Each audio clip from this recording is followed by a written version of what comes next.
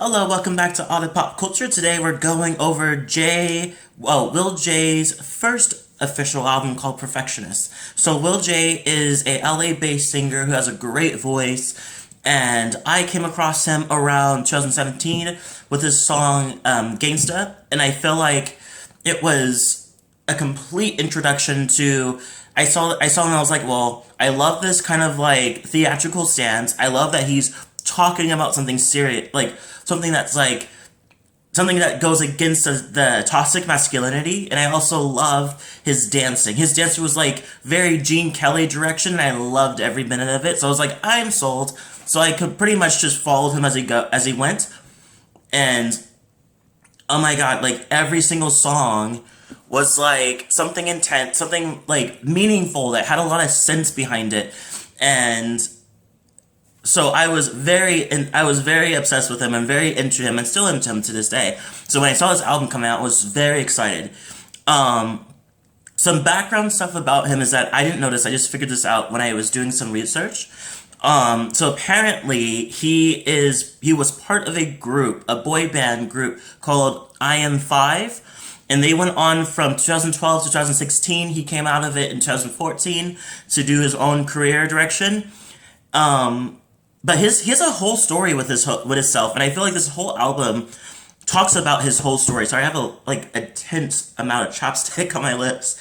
Um, there you go. So yeah, so he pretty much talks about a lot of his life and pieces of his life, and there's been times where go through a time where he was talking about subjects that seemed very intent, like relatable, but he kind of shuts that down with one of his last singles before this album called Lies, which is the first song in the album, which explains pretty much how some of his songs weren't really based off of his actual life. It was a complete lie to make himself more relatable towards the audience. And I think that one, that's insane. Like, it's not a big deal either because we have Billie Eilish who does the exact same thing. It's not really, but I think we already knew that she wasn't doing it. She wasn't like, there was no hidden thing that said like, oh, this is about me. And I think that he didn't really tell anybody that wasn't about him until now. So let me go through the album, talk about my favorite parts of the album and stuff like that, and try to break down some of the stories. So yeah, so I love this album. I love the first song talks about lies, how he talks about how he doesn't he wanted to relate to people, so some of his songs aren't real or based on him, and then it goes into Must Be Nice, which is a really nice one of my favorite songs, where he talks about how he is jealous of this unannounced successful singer who he compares himself to a lot, and it's just like he's like, it must be nice, you have everything you want, and I want to have that too. And that's what he says. He's like, must be nice to have everything you want in life. It's a very short song, but I love the production. The production just grows and grows and grows as you go on.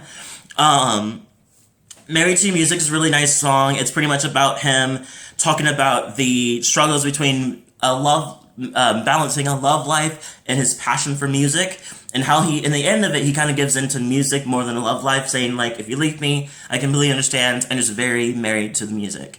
I Need Control is the next song, which I really, really love.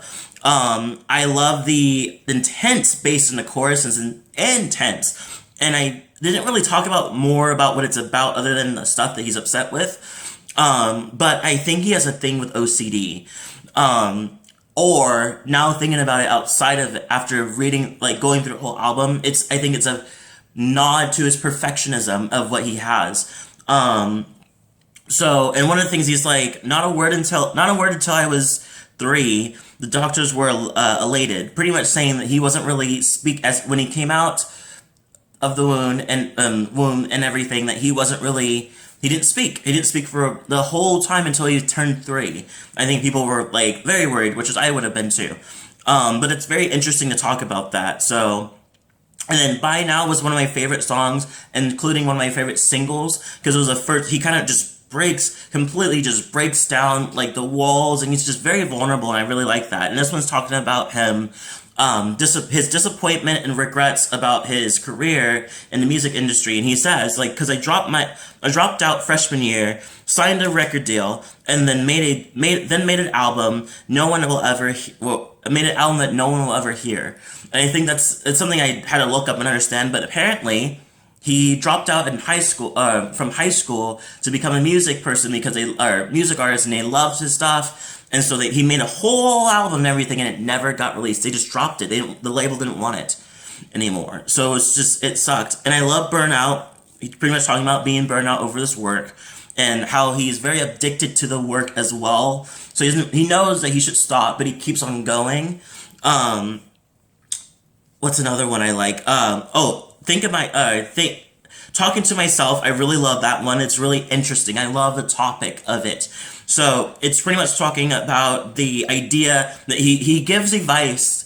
He likes giving advice, but he does realize that pretty much that advice that he's giving is pretty much something that he needs to take himself, but he doesn't, I don't think he does. So, but he says to other people, like, people think he has it all together because he has these speeches and everything way to talk to people. And he's like, I'm literally talking to myself. I'm telling myself I need to do this and telling you at the same time. Going into the 3 songs in a row of writing a song, part 1, 2, and 3. Love it. Love these songs. It's pretty much, he's starting to write his song. He's trying to figure out where to start, and he's very conflicted because he's like, what do I do? Like, I don't know what to write about. And one of the quotes he says is, I forget to live a life worth writing about. So doubting himself, saying like, I don't live enough to actually have something to say. And then when he goes into this part 2, he finds an idea. It's in his head. He's like, oh my god, it's here, finally.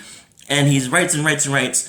And then it goes into the third one where he has by the way, sorry, the production is different. So the first production is just normal, subtle. The second one gets more brighter, more upbeat, and then the third one gets crazy hard with rock notes. And it's pretty much him just losing the idea. He forgets the idea and everything, and he's just like, fuck, I lost it. Now I got to go back into this. Now I got to go back to the drawing board, which he says, should I have kept you in my head?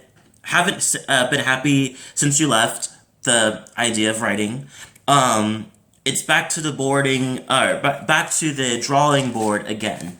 So really like that too. I think it's a beautiful direction. I just love the fact that he's just so vulnerable, and this whole thing is amazing. And then finally we go into Perfectionist, which I really love too. And that's pretty much calling out everything that's going on with himself throughout the whole album. And I love it. It's kind of like vent, and then end with a, like, positive thing at the end, which is something that my therapist always told me, like, when I would write stuff down and I'm upset, and, like, she's like, always end it with something positive so you don't leave it upset. I think that's exactly what he did. I think this might have been, like, therapy for him in some way.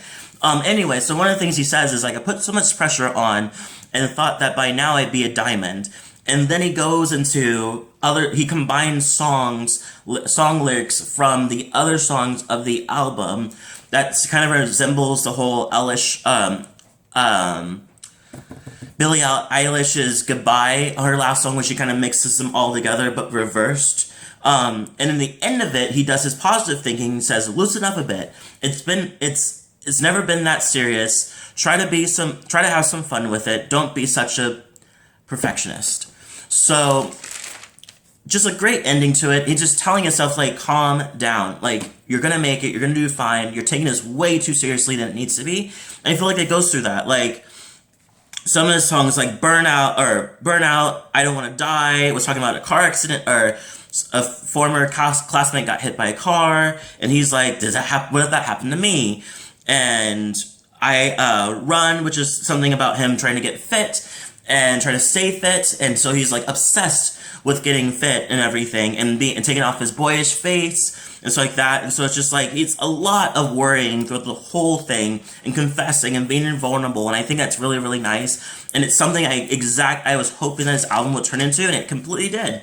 So yeah, so that's pretty much it. That's all I got from this album. I really, really like it. I give it a 9 out of 10 because I love the fact that every song was personal as much as he admits in the beginning that his songs in the past weren't. So leave a comment below, tell me what you thought. Don't forget to like, subscribe, hit the notification bell, and I hope to see you all in the next video.